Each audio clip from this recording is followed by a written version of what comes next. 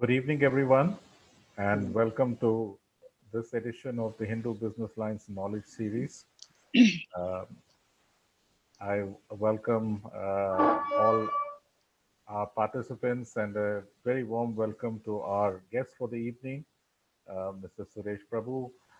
He's well known to all of us here. He's been union minister in two governments. He's held most of the major portfolios related to the economy. He's been industry minister, he's been minister for chemicals and fertilizers, he's been civil aviation minister, he's been railway minister, he's been minister for environment and forests, and environment is a cause which I know is very dear to his heart. He's been uh, the proponent of a number of uh, yeah, remarkable initiatives. One of them, I know, another initiative which is always he's held dear is the river linking project. Something which is now beginning to see some kind of fruition. A couple of projects have already happened. Um, he's a chartered accountant by profession. He's been a career banker, and really, and currently, of course, as we all know, he's uh,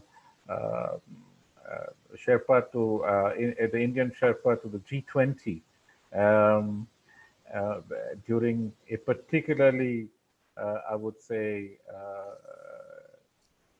interesting time in the history of the G20 itself. Um, and I think there is no better person to look at the issues uh, and the challenges posed by the crisis that we are all facing, not just in India, but the whole world. The challenges posed by the COVID-19 pandemic, the uh, consequent impact on economies, both at the local and global levels. Um, and we would try over the next 50 minutes or so to sort of pick Mr. Prabhu's brains on what are the issues that are faced by the economy, relating to the economy, relating to global trade, and what is the way forward? What are the next steps? Um, welcome, Mr. Prabhu. I would like you to first perhaps share your thoughts with us, sort of set the context for the larger picture, and then maybe we can go into, a more interactive session and also take some questions. We have a very large number of participants eagerly waiting to interact with you. Over to you, sir. So, thank you, my dear friend Srini, for giving me the opportunity. And someone who is one of the very highly respected professional journalists who has been trying to talk on many different aspects of economy through his columns, through his writings, through his involvement into economic affairs. So, thank you very much for this opportunity at a time. Then, obviously, all of us are facing one of the most difficult challenges ever faced by the world. And very interestingly, uh, Hindu Business Line and Hindu organize this. So I'm sure this could be, as you said, it's a knowledge series. This is part of our posing ideas only to find solution to the problem rather than getting into what and when and what. That's not an issue, but how do we actually come out of these very challenging times in a manner that should benefit India and Indians to begin with. Very interestingly, if you look around the world, right, from Latin America to North America to Central America to Europe to Africa to all parts of Asia and even Australia, all parts are actually facing unprecedented challenges to their own economies.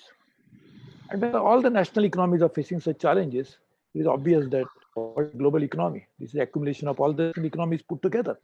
Therefore, the global economy itself is facing a problem. But always it happens, if the global economy is not doing well, obviously national economies also will get affected. And national economies contribute to the global economy. So it's all interrelational issues. But I think it's a big challenge. If you really want to find out what is, can you describe this scenario? One is, it is, let's see, I can put it. one is contagious.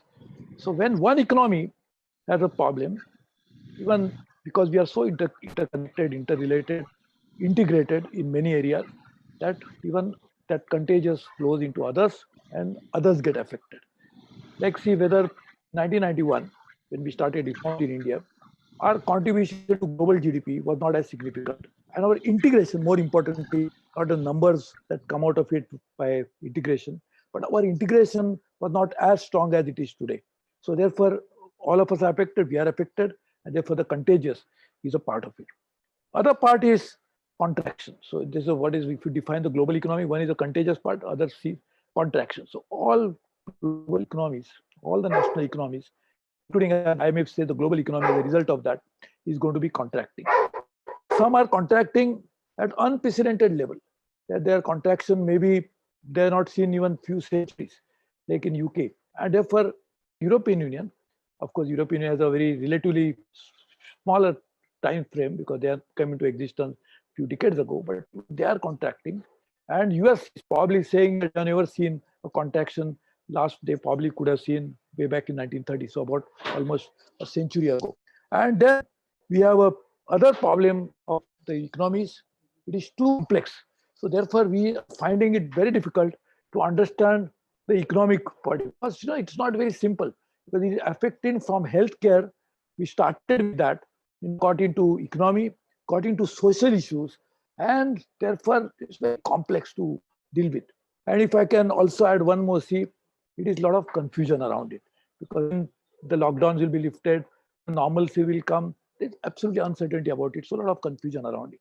So in that context, we are really facing this unprecedented challenge. But very interestingly, it is obviously this started with few months ago, earlier this year, first China, then the rest of the world. But actually, the signals for weakening of the world economy were emerging even before that. If you really look at it, the 6 out of major 7 economies were already slowing down. And therefore, the IMF had called it a synchronized slowdown, which is a phenomenon even before this COVID had started. So I can say that people say that who will affect most, who will get affected most by the corona are comorbidity patients, those who had underlying some sort of a health problem, whether blood pressure or related to cardiac problem or blood sugar problem, diabetes. So I call it this slowdown now in the world, the contraction part is also comorbidity problem. So already the underlying disease is already there, and now it's worse compounded by the fact that global shutdowns, slowdowns, dislocation has caused this slowdown. So this is a very, very interesting phenomena that we are facing. And again, to add to the pre-corona challenges, we are already seeing the voices, if not the action really, but the voices of protectionism growing. And they're going from such countries who are always professing to be capitalist and market-oriented economies. And they were trying to put protective walls. Countries who benefited immensely in the past by way of opening of the economies and the global economies, they were saying and posing challenge, existential threat to organizations like WTO. They were the ones who were talking about how we should renegotiate FTA. Like for example, US renegotiated FTAs with their neighbors, Canada, Mexico, or their very close partners like Japan, Korea, European Union. And therefore, this was a new phenomena that was already growing in the world even before we actually started facing it.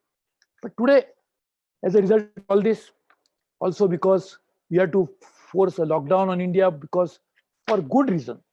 And I would like to put that into perspective.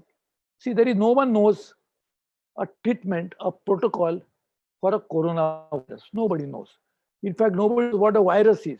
How does it look like? There are so many different theories, whether it is airborne or not airborne, whether by touch you get it or you don't get it. So what is the way to do it? If you don't have a vaccine, you don't have a protocol, you don't understand the exact nature of the complexities of this virus itself, you have to with lockdown.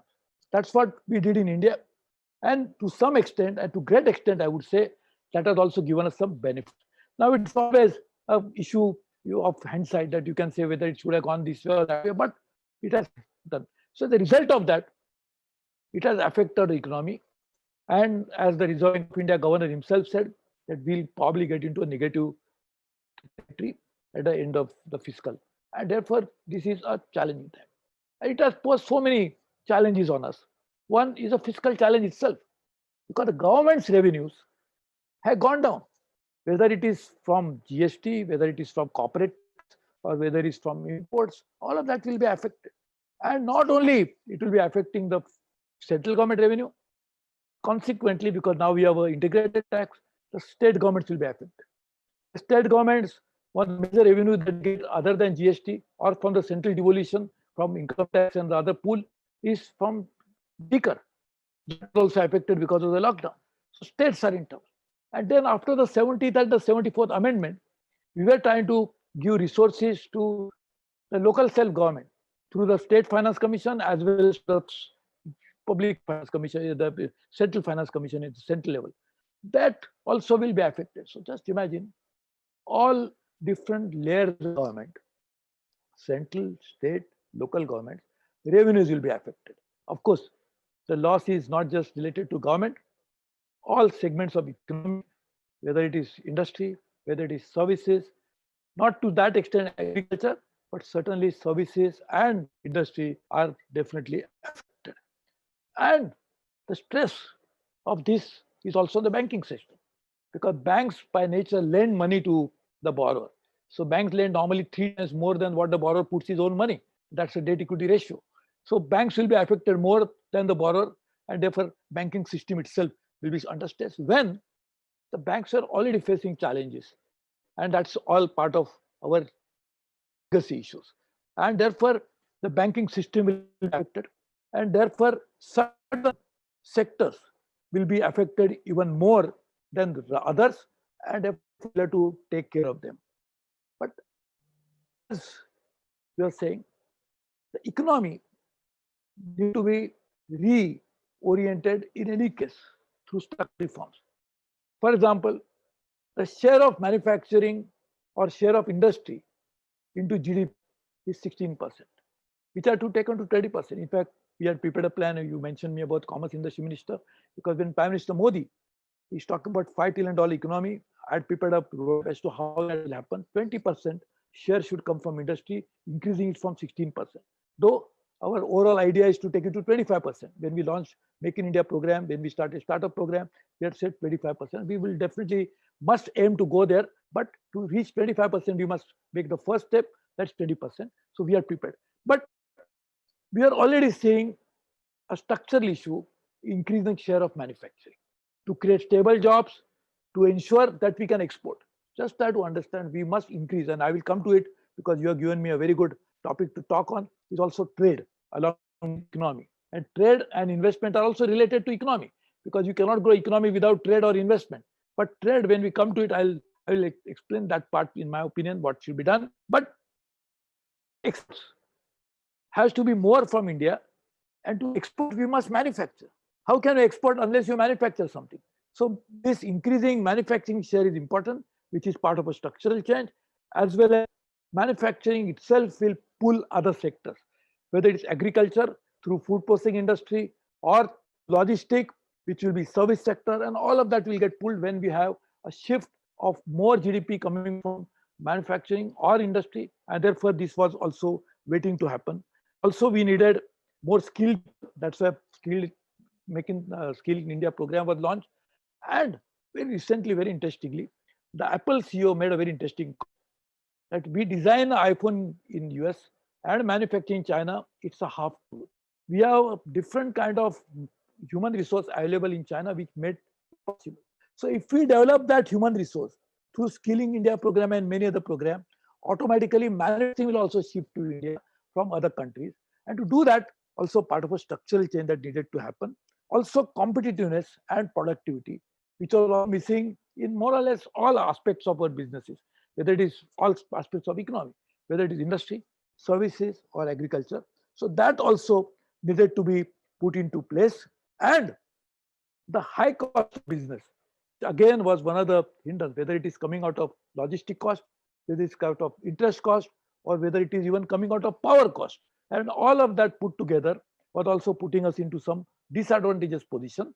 And that also needed to be done. So we are already had to work on certain structural changes to take economy from $2.9 trillion to $5 trillion. And to do that, these were the measures which were necessary. Unfortunately, because of Corona, now the priorities have changed because our resource constraint will happen because public finance is also under stress.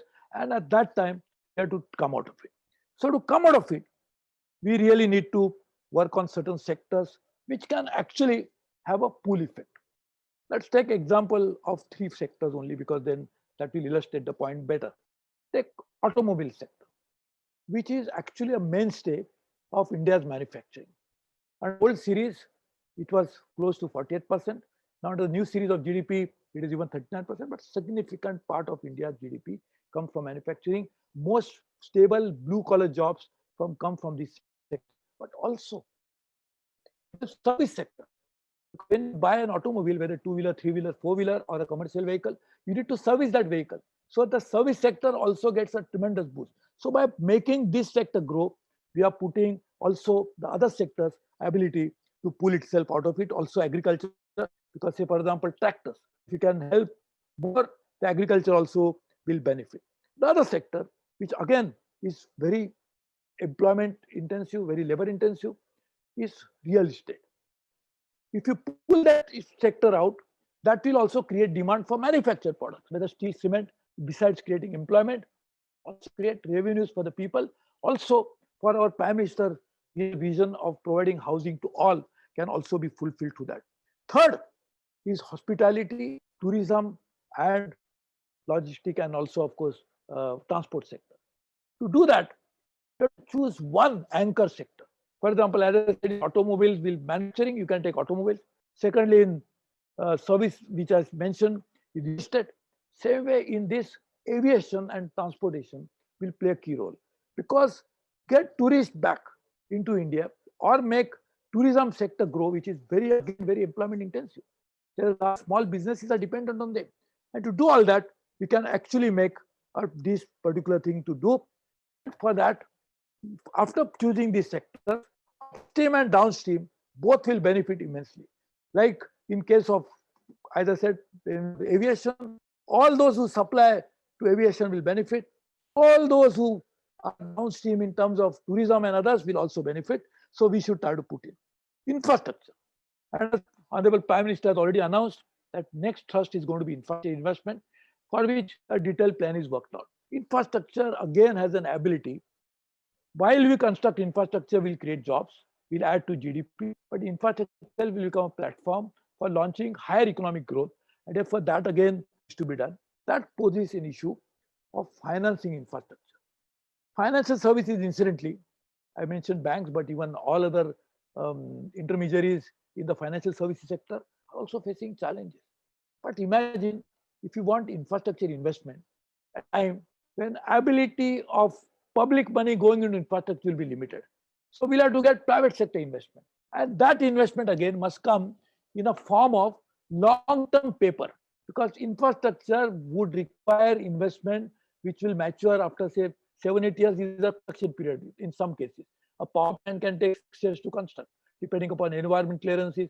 From ground zero to make it happen, it will take that much time. But the cash flows will start coming much later. So what will happen in those 6 years is interest during construction period. Much later, cash flows will come, you can service the loan. So we need long-term paper, which can be maturing after 15, 20 years. So we need to get those funds into India. They are the ones available through pension funds. They are the ones available through sovereign wealth fund. They are available through probably, if not so much, with hedge fund. But all those funds to come to India, will have to develop a secondary market, a debt market, so that these builders of infrastructure can issue some kind of a paper which can benefit them. And to do all this, we have to make sure that, as I said, some of the weaknesses that we are seeing already in the economy and which are structural. It is not something which happened in the last 4-5 years, which are inherited for a long time, including manufacturing. So we'll have to increase Make in India program, very successful, for which Power sector will have to be made properly, because power is a very key important cost. So there, I welcome the amendments which have been made. I had introduced Electricity Act in 2002. Now we are coming with a new amendments. I welcome them because that will also make power sector more visible, which will help possibilities of making this happen. Other aspect, an opportunity for India will be the global value chain, regional value chain, supply chains. And this again is an opportunity. And we already done that. It is not first time we are doing it. In auto, in chemicals, in leather, we are also part of a global supply chain very effectively. But to do that, we'll have to decide. By definition, chain is sequence of events. There are so many things happening in a chain. So when we are saying I want to be part of a supply chain, I have to choose whether I want to join supply chain at the beginning or at the end or in the middle. But wherever I join, I must acknowledge the fact that I am part of a chain. That means I have to depend on upstream and downstream on somebody who may not be necessarily in India or in my country. It may be outside. So unless I integrate with him, it will not happen. And therefore, to do that, this can boost our small scale sector immensely. And I really thank the Prime Minister for giving 50,000 for relief to the small scale sector, because that sector, there are 40 million small and medium enterprises. There are 100 million jobs, and more importantly, 45% of the exports. But to do this and to make them better, we have to make sure that we benefit from the becoming part of the global value chain, because over the last few decades, the entire global trade and global economy has undergone a sea change. The US, the Americans, and even Japanese and Koreans, they do not manufacture everything in their own soil. They which has evolved over a period of time, and therefore that evolution will happen and has become a reality. Maybe the place where they were manufacturing might, like for example, China may not be the preferred destination, but still the value chain, and therefore we have to accept that reality, that's a chain, so we'll have to work on it. And to do that, we can be part of that in electronics, in chips, in 3D printing, in medical devices. That's another big area for growth. And to do this, we can also become part of supply chain in services. And there is a possibility, and therefore you're asking what to future. In agriculture, we can also be a part of a very important element. We have only $26 billion of agriculture exports today. When I drafted the agriculture export policy, which was sanctioned under the guidance of Prime Minister Modi, we are targeted $100 billion. That includes 5 elements of agriculture, not just agriculture alone: agriculture, horticulture, dairy products, marine products, meat, and so five different products. So all of that put together can take our export to $100 billion. That can also benefit to make sure that our vision of $5 trillion economy can be reality through various measures. And I think when we talk about it, 20% of 5 trillion should come from industry, 60% should come from services, and $1 trillion, 20% should come from agriculture. To make this entire plan has been made and was ready, and of course now it will be a little bit affected. But I will add another dimension to this. Besides taking these macro level measures, we must work on other aspects. How can we grow with bottoms up approach also at the same time? What I told you are macro intervention of different kinds, but micro level intervention also can happen. And therefore, we have a program called district-led growth. We had chosen 6 districts in north, south, east, west, and in Himachal, one hilly district. The idea is that if those districts, and we have profiled them through National Institute of Public, rather National Council for Applied Economic Research and Indian Institute of Management, so that we can grow the GDP in that district based on local resources, local available talent, local human resource. Grow it by 3% more than the normal growth. This again can boost significantly our ability to boost rural incomes to begin with. Also to have inclusive growth, which is not an afterthought after the growth happens, but becomes integrated into development process itself. And to do this, we also try to promote GI products, geographical indications, so that those products also will get a lot of value. And to make the industry grow at a faster rate, we have a very good industrial corridors, which now we can rely on for a land bank, and that again can really fit mostly. Coming to trade, and I'll just international trade. And that is something in which we have now work on a very significant way. Today is a 42% of GDP. Actually, when we want to make $5 trillion economy, it should be at least half of that, so 50%. To do that, we have choice is to get market access, because to increase our exports, we need market access. So it can happen either through WTO, which is a threat, but we must try to revive it. It can happen through FTAs or PTS, which we should also, we have some more to find out how we can make them better for India, or we have to make sure that we can work on the basis of some old traditional method which are completely outdated, like rupee ruble trade, or because we had a quota system which is now no longer available to us. So we'll have to work on that at a time when the remittances, and India is the single largest remittances, more than $8 billion, are the threat. People are coming back to India. So we'll have to increase our share of global trade. And to do that, we'll have to work out a strategy on investment, which is the last point that you taught. I'm saying that if you reduce import, you'll have to manufacture more, because what can you export if it is not manufactured in India? And therefore, investment driven FDIs, we should try to get them. We should also help in creating more service sector activity, which for that we'll have to, we have already identified 12 champion sectors which can grow and can happen. We'll have to take investment at a time when public investment has actually in the last few years made growth possible, which is under threat. Private investment has to come in, so we'll have to rely also on investment from outside of India, because our savings rate also has come down. And therefore, to get investment, to supplement our, we have to increase our savings rate through a variety of measures, but we'll have to also ensure that we get private investment to supplement the investment. So we'll have to get even more FDI. And at a time, UNCTAD had already said that FDI was going down even before the corona happened.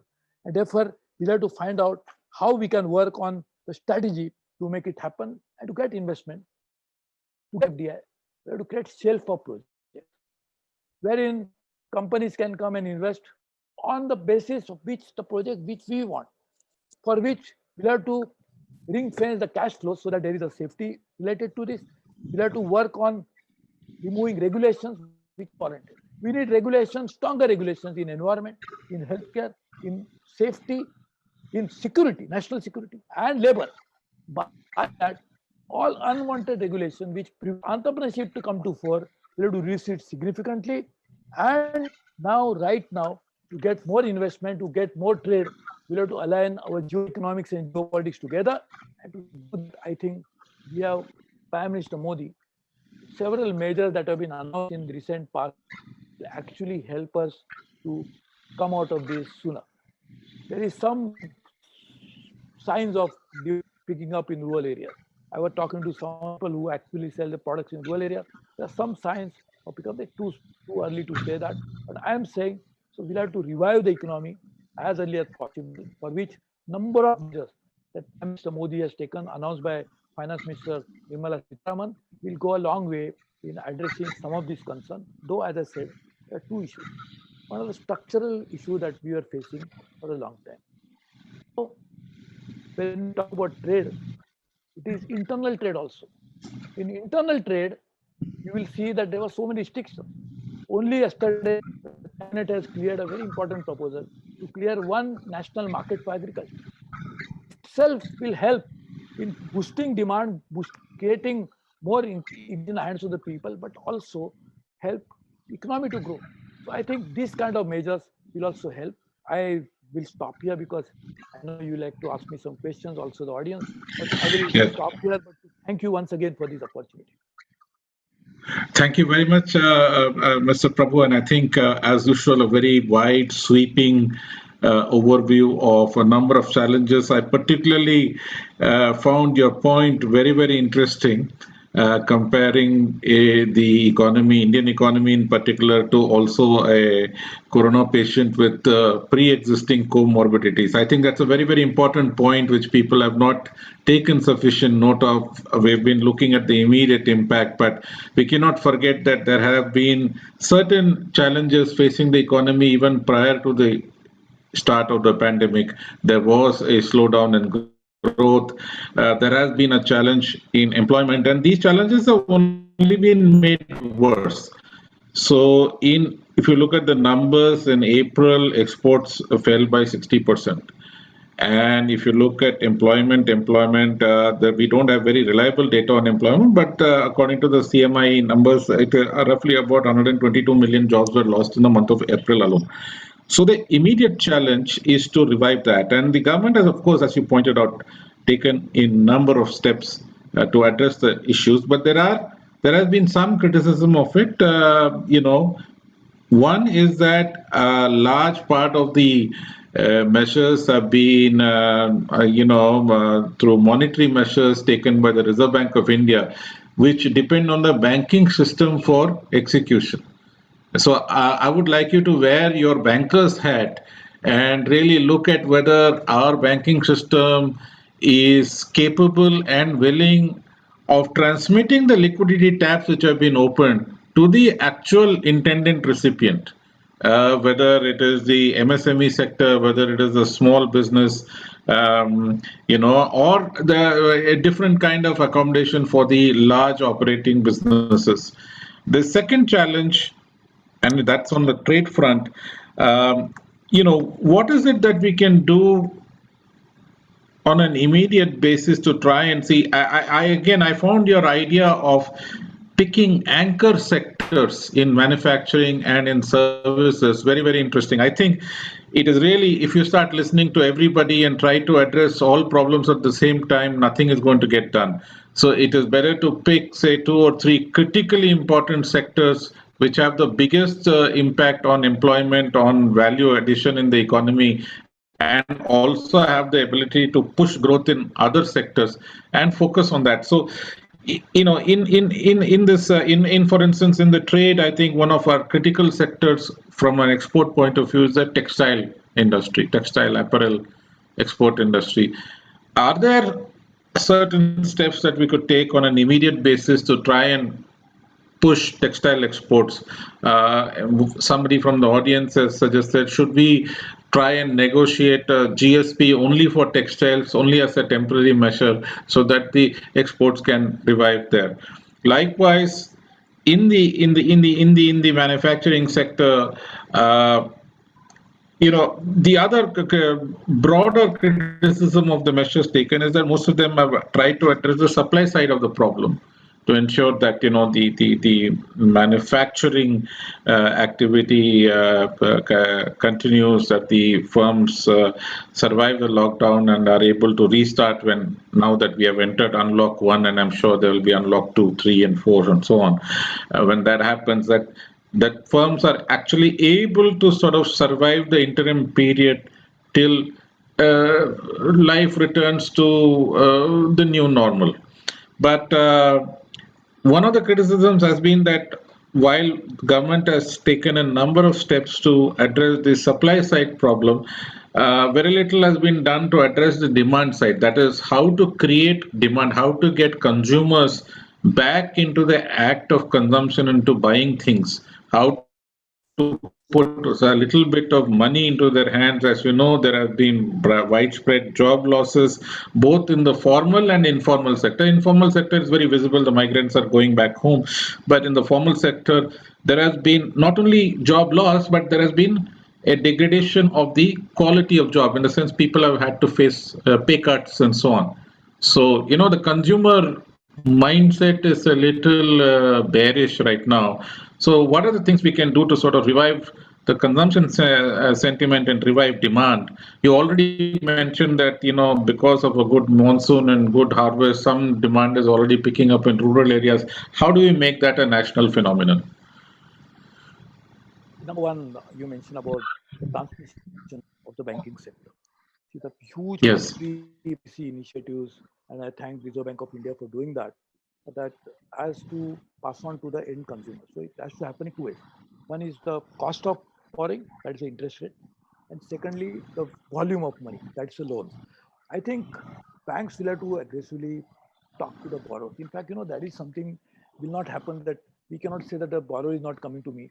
I'll have to, banks also have to go to the borrower and out. Where is the bottleneck? Why there is no demand for loan that is coming up. If you start talking to the borrower individually, and it's actually the banking, you're asking me to wear my previous cap as a banker, I would tell you that banking presupposes this relationship between a borrower and a lender on a personalized basis. If you don't know the lender, if you don't know the borrower as a lender, you don't know him properly, then you'll never be able to understand his needs and therefore not be able to find out. I was also in the forum of cooperative bankers and those who are chartered accountants. So they are chairman of that. Though I'm no longer a chartered accountant because I don't pack. I'm no longer a banker because I'm not working for any bank or not chairman of a bank, which I was. So what I'm saying is, if you start doing this, then you will definitely get it. Secondly, the transmission of interest cost. When the particularly the SME sector, there has been a huge support now, guarantees given by the government. So risk element has been completely withdrawn. So the government, actually you are lending not small scale sector, but you are lending to the government indirectly. So actually the books will go into the small scale industry, but it's guaranteed. So what is the problem? So I think we'll have to create that confidence level. Banking system itself, they can lend more and they should try to do that. I think that's what is happening now. Slowly, Reserve Bank of India as well as the Ministry of Finance is talking to them. So therefore, I am sure this will really happen in a shortage. But this is very, very critical. That flow of money should go back into the economy through the normal system, and that is what should happen. Number two, there has been a very interesting thing that has happened. That is also part of the demand. Is that some money has been directly transferred by the government in the bank accounts of the beneficiary. So whether it has gone as a welfare bill or it has even gone as case of farmers, it has been given to them as an advance money against what Prime Minister's earlier Kisan Yojana was already announced. That again is to some extent the demand creation will also happen through that measure because this is the money is making available in the hands. Thirdly, the recent hike in the procurement price also will help, and this is the record procurement this year. That means also some money will go back to them. But a banking system, you're absolutely right. The transmission part should happen more effectively. The liquidity available, the liquidity is available in the system. It must go back into the borrower's hands, and that is how will economy will start circulating again at a much faster rate. The second part in this anchor sector, why I was mentioning this, is because you try to understand one thing. When we say small industry, large industry, micro industries, they are all economic entities. For example, next example again of because that is the largest sector in the manufacturing, automobiles. All automobile manufacturers, they are in the large category, obviously. But they cannot do their operation on the shop floor unless supply chain, which is all small scale industry.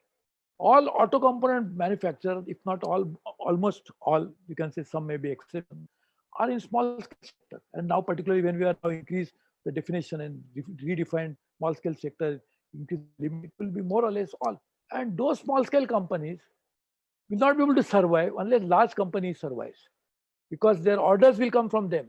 So unless we take anchor sector approach, anchor in particular sector, anchor industry approach, it help the entire industry to pick up. And major industries picking up, which are employment generating, these are all blue collar jobs. In construction, another, not necessarily blue collar, but some blue collar, but some others, and some unorganized labor. And you correctly mentioned textiles. I fully agree with you. That's another sector which needs support. Like so, if you take few sectors and service sector largely, the hospitality, transport, and the allied sectors, tourism, you can take that. You'll obviously see the problem that you talk about demand also will get addressed properly because you're addressing sectoral issues together. So I think this again can happen in a very significant way. Actually, the measures taken by government are in that same direction. I'm just saying one more dimension can be added. But actually, what Prime Minister announced, the 20 lakh crores, and then Finance Minister, through series of her announcement, she has actually provided details of that. Are in that direction, we should again go in a long way. And therefore, I feel that very soon you will see a pickup that is coming up that will surely encompass other parts of it. There is always a challenge for unorganized labor. When they are gone back to the villages, it's a problem. Problem for the laborers, problem for the economy, and overall problem for everybody. But while they are there, it's possible that because of the increased allocation for the employment guarantee program, they can get some jobs there. But also this will help in when they come back. And now you must, Srini, you must appreciate one point that we always been talking about the labor, which is the cause of in our economic growth. Now we know that labor is not a problem. Labor is a part of a solution. In fact, they need to be supported. So we talk about hire and fire and others. This is not really true because now they have been fired, but they fired themselves, and now you want them back. So probably we'll have to now revisit our importance of labor as a cost of not just of production, but element of economy. They are a very key element of India's economy. So therefore, we must try to put them. So therefore, when they come back, they probably industry, service sector, even agriculture. Agriculture is also short of labor actually, because in part of India where we more like Punjab, they were in short supply. So now they will realize the importance and the contribution of labor into making economy run again. So that is good sign in a way. That is, of course, they have gone back something, but I'm sure they'll come back and we'll need to incentivize them to come back. And one incentivization would be that giving such terms which will actually make industry comfortable, but at the same time make labor also rewarded more. That again will increase demand because if the money comes in the hands of the labor will also. So I think all of this will really be a good measures to happen over a period of time. But I agree with you that we must include textile part of it into that. Right. I've also got a number of questions on another hot topic of the day, which is China.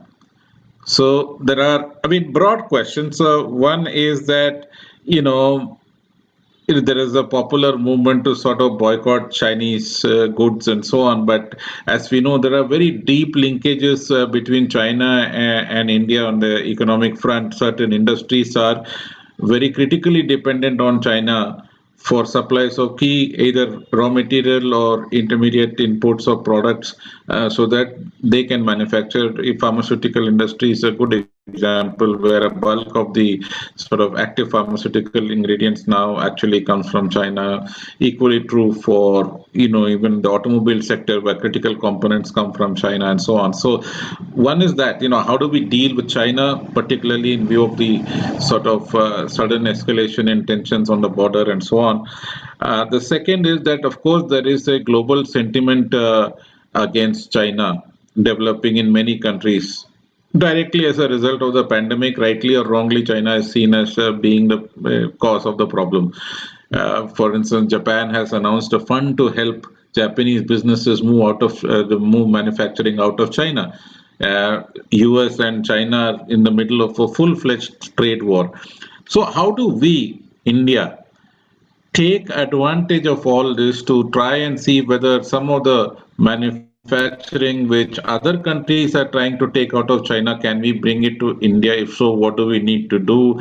How do we sort of capitalize on the sort of trade issues where there is obviously, you know, there are certain actions being taken by large economies against Chinese imports. So how do we sort of become the substitute there? What is the way forward? See, there are good questions. Let me put different elements of this question and then I'll try to answer. One element is the global opinion against China. Now, we have no control over it. We are no party to it.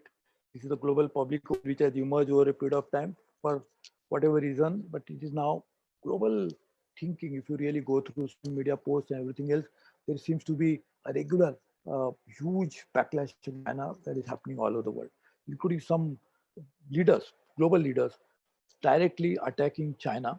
And therefore, that is a one part of the global opinion that is happening. And mind you, when China emerged as a top destination for investment, it didn't happen through geopolitical or geoeconomic reasons. This happened purely through the boardrooms because they took commercial decisions to do that. But now, because of these geopolitical and geoeconomic changes that are happening, it might affect even the boardroom decisions. This is definitely possible. Secondly, in India, the public opinion, which also emanates not because of the government doing anything, it happens because of public perception. And I think when people feel that they have been deprived or some countries are not being fair to India, this public opinion get built up. But now coming to the broader issue, which you mentioned about, how do we deal with that situation? I will tell you very interestingly. 2.5 years ago, as a Commerce and Industry Minister, I set up a group under chairmanship of economist Surjit Bhalla, who is today India's ED in International Monetary Fund, which also had a very distinguished. One of the members is India's Foreign Minister, Dr. Jaishankar. Other one was a heading McKinsey, Adil Zenulbhai.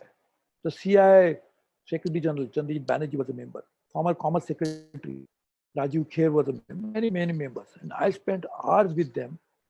Why? Because today you are seeing this global opinion turning against China, and therefore you are thinking this might happen. But there was a trade war which was going on even earlier. And I was already seeing, even before trade war, I was seeing some sort of an uneasiness about countries putting all their eggs into one basket. So I said, why not position country, India, as a country for a natural destination for investment if somebody wants to move out of China.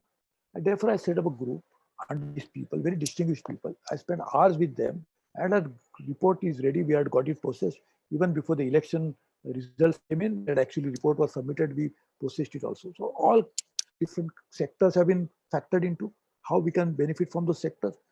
We also factored into the various possibilities of how to get it. And there are two types of investors will move out of China. One is now geopolitical reason, which you just mentioned, but also because of strong business reason. Because as it happened in case of Korea and Japan before them, that China's cost has gone up considerably. So China's per capita income is around $10,000 region. So obviously China is in a position to not to be very competitive in terms of that. The reason why they attracted investment was different, and today's situation is completely different. So there is bound to be natural moving out for business reasons. And that is what I was trying to capitalize on, to find out how we can benefit from it.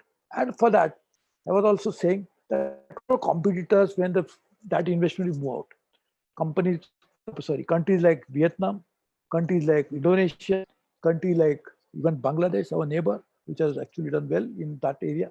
So how do we compete by getting something on board which those countries can offer to those potential shifter, so that we also benefit from it? So we have done all that, and that is already there. So the report is also there, and in fact, it just happened just before the results were announced. So I think, I'm sure the ministry is processing that to take it forward.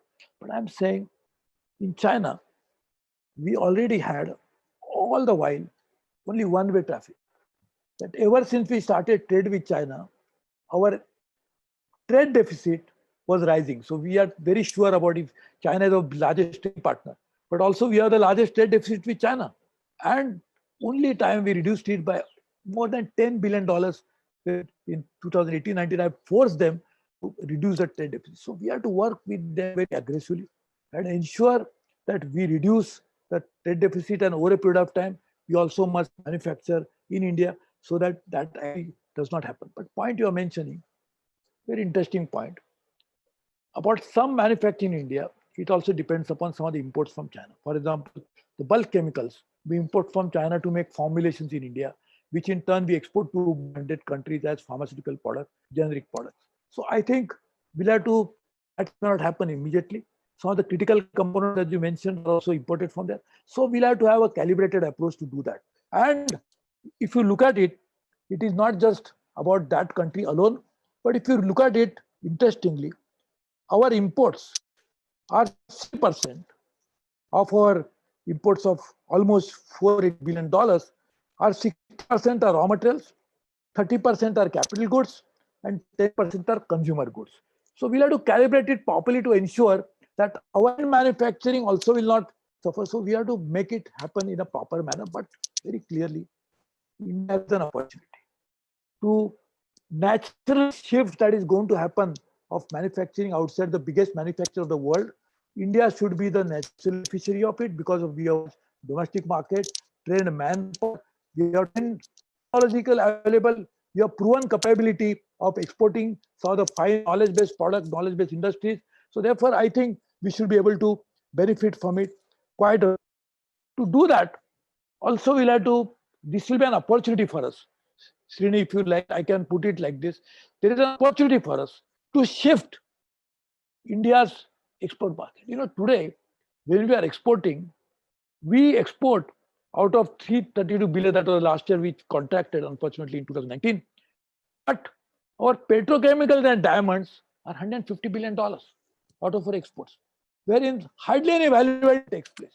So if we can shift manufacturing in India, you must also aim at getting such manufacturing in India, which has a potential not only to cater to a domestic market, not only reduce import dependency, but also must have the ability to capture overseas market outside. So we should become, through that investment that will come from outside India into India for manufacturing, we should also become part of a global supply chain. So I think we should try to work on that. This will be a good opportunity. Thank you. Another, issue which is propped up, and it's this. I think you'd be best positioned to answer this. Trump has sort of suddenly, mooted a proposal to make the G7 into a G11. You know, is it actually a ploy just to weaken the G20, where he feels that the other members of G20 are not listening to the US enough, or is there something where India actually stands to benefit from this? What is your view? See, firstly, India is part of G20 not by necessarily by invitation, but because of their own intrinsic strength. India is now the fourth, fifth largest economy of the world, one of the top manufacturers of the world. So rightly so, by qualification, India is a member of G20. It was invited for a G7 summit last when it held in Biarritz in France. When France was a presidency of G7, India was invited to be a member, and Honorable Prime Minister Modi, in fact, made some very key important component, the contribution to the G20 summit. For example, digital economy. He was the lead speaker of the G7, and he made a very interesting comment, which is now accepted by everybody, that some of the digital products should be for global public good, which is a very important element, so that digital connectivity will happen, digital design will happen. And now, particularly after pandemic, when we need more digital connect, you can imagine the prophetic word of Prime Minister Modi, which is actually going to benefit a lot. So G7 has been a grouping when G20 was still there. So it's not that G7 now they are suddenly trying to, it's not that. G20 and G7 coexisted. G7 was there, of course, G8 before, then Russia went out, so remained G7. And now when President Trump, now he's actually the US currently is a presidency, they run the presidency for G7. So they invited India to join. So it's a great honor for India, but also recognition of India and Prime Minister Modi as a leader, whereby that invitation has come to us because both the stature of India rising and Prime Minister leadership in India getting acknowledged. That shows that G7 has a relevance of a different kind. G20, of course, will continue to be there. And in fact, in 2022, just a year from now, India will be hosting the G20 for the first time in year 2022, which incidentally is India's 75th year of independence. So it's actually a very important landmark for India. And that time we'll be getting it, so we can actually be presiding over the G20 grouping in such a manner that we can also showcase to them what India has traveled a long distance in the last 75 years through democratic means. India would have crossed $3 trillion mark by then. So we would have become on our own strength through democratic norms. But such as economy itself will be for peace to appreciate, and therefore India would be doing that. So I think this is an invitation, which is recognition of India's growing cloud, acceptance of Prime Minister Modi's leadership globally. So I think this is a good beginning. Thank you. We are coming towards the end of our allotted time, but there have been, of course, a number of questions just phrased slightly differently. But this is, I think, a very common question which is puzzling a lot of people. They're saying that if the economy is in such a difficult position right now, And if the impact of the pandemic and the lockdown has been so severe, why can't the government simply print more money and put it in the hands of the people, in the sense that why is it still worrying about a deficit when the economy is in a state of collapse? That's broadly the thrust of the question. See, why can't we just ignore the FRBM Act and simply go ahead and spend our way out of trouble? Is that possibility? More specifically, is that, as we have discussed earlier, a lot of the measures have been sort of monetary in nature, and to a greater or lesser extent depend on the banking sector to execute. Now, the banking sector is stressed itself. It is under a lot of pressure, at least for another year or two. Just the government had started, with the recapitalization and then merger of certain banks in the PSUs. It has just started the process of sort of consolidating and strengthening the sector. But it's a work in progress. एक दो साल तो लगेगा उसमें. Then the bond market is very weak, the Indian corporate bond market. And there have been a rash of ratings downgrade, not only of the country, but also of individual issuers by the rating agencies. So how are we how are we then to fund the revival? It is okay. The economy, the investments have to happen, capex has to go up, demand has to be revived. But how are we to fund the revival? See, this is revival is a part of a entire package which Prime Minister announced, which is huge. 20 lakh crores is not small amount, partly from monetary sources, partly from fiscal sources, and also addressing those touch points which are most suffering today, like small scale industry, like the migrant laborers, like the economy, like the farmers. If you really look at it, these are the people who are numbers, if you take, they would be more than 19% of the India's population, actually, if you really look at them. Because directly, indirectly, small scale sector, if they benefit from it, obviously the benefit will go to those who own it and those who are employed by the small scale companies. So they will also benefit immensely. Now, cash transfers also happen in case of some of these sectors, some of these people, and there actually, but that to the point that you're mentioning about bond market is very, very critical.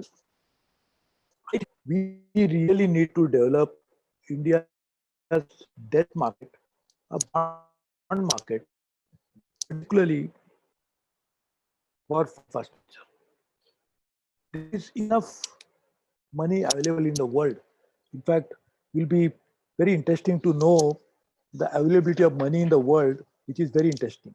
We have almost $120 trillion of funds, which actually involve all put together, whether they are pension funds, sovereign wealth funds, whether they are hedge funds, or whether private equity funds, or they are asset under management generally.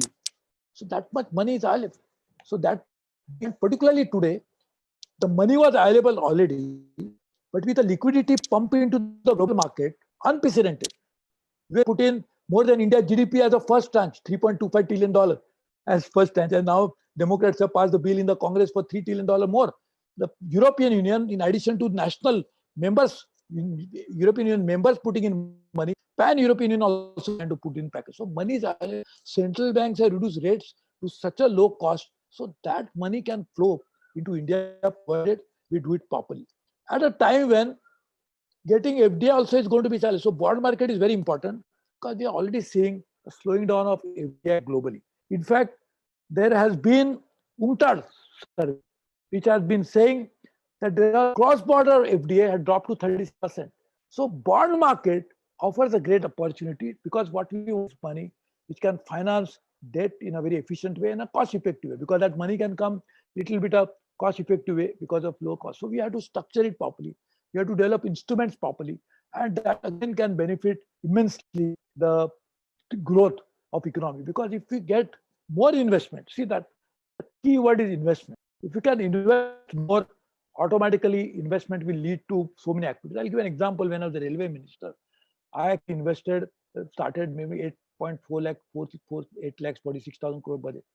I had done through one of the top agency that amount of jobs that were created because of investment that was made in railway. So this is true for roads. When Mr. Nitin Gadkari was making investment in roads or ports, the Prime Minister entire vision of investment-led growth can actually create jobs and can restart the economy in a very big way. So I think what we really need to do is to find out the bottlenecks. That's why I said a bunch of things which way can be offered. Bond market, which the question asked very correctly, so important, and all of that put together can revive the economy in a significant way. I think so. Start, and if you say I want to, if you're cyclone, then you cannot fix all problems at the same time. So you have to work on this. So I think these are the limited openings that we have. The anchor sector approach, the banking system, which is so important, the investment infrastructure, all of that will lead to, over a period of time, we'll see a revival coming back into the Indian economy. And I think for geopolitical reasons and other key elements of that also help us in a significant way. So I think we are on the right track to do that. Of course, I know there has been a very painful experience for everybody, and nobody is happy about it, nor the government, nor the corporate sector, nor the individual. Everybody has suffered as a result of this. But this was an inevitable decision to save lives of people, because there was no choice that if we had not saved the lives, what is the use of our society? Forget government. As a society, we should try to take care of a fellow citizen. In fact, Mahatma Gandhi has to say that how can I sleep in peace when I know my neighbor is sleeping without any food? So that is what is the message. That we must make sure that we must save the lives to begin with. That's what is been done. Now we'll save the economy, and I'm sure over a period of time we'll see when Srini will invite me for the next edition. We'll be discussing how the growth was made possible rather than thinking how we should be suffering. So I think no pain, no doubt about it. Let's accept the reality. Thank We are you. going to pass through some difficult times. I am sure about it. But at the same time, there's a clear message coming from Prime Minister Modi that we are with you. We'll try to address your challenges. And government is what is government? It's an agent of the society. God problem we don't want to pass on to the society. That's why this very pragmatic, very careful fiscal management is happening by the government. So I think you must give credit to Prime Minister Modi, Finance Minister Sitaraman for making this happen, and also a coordinated effort with a central bank. And Shashikanta Das, who is a very seasoned bureaucrat earlier and now handling it. So I think this is, we are trying to do it. But I know it's not an easy path for anybody. It was a difficult times, and we are trying to come out of it. Thank you very much. And in fact, you anticipated and answered my last question. I was going to ask you, how optimistic are you about the future? And you're clearly very, very optimistic. You already said that when we meet again, we'll be talking about how the growth was revived. So that's a very, very positive outlook, I must say, and a good note to sort of end this really interesting discussion. I would like to thank you once again, sir, for sparing so much of your valuable time and sharing your thoughts with us. It's been a wonderful opportunity.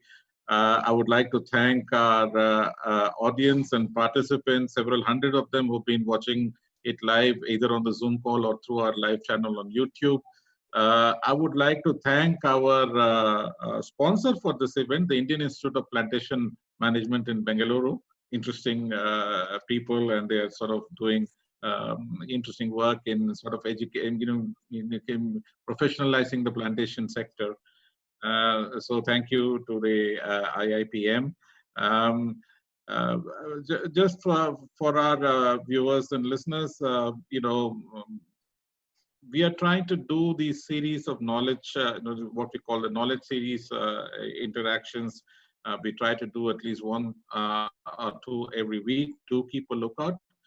We will try to bring you the most interesting speakers on the most topical subjects, and hopefully all of us will gain something from these interactions, which we can implement in our own businesses and actions. Thank you very much, and good night. Thank you very much. All the best. Thank you.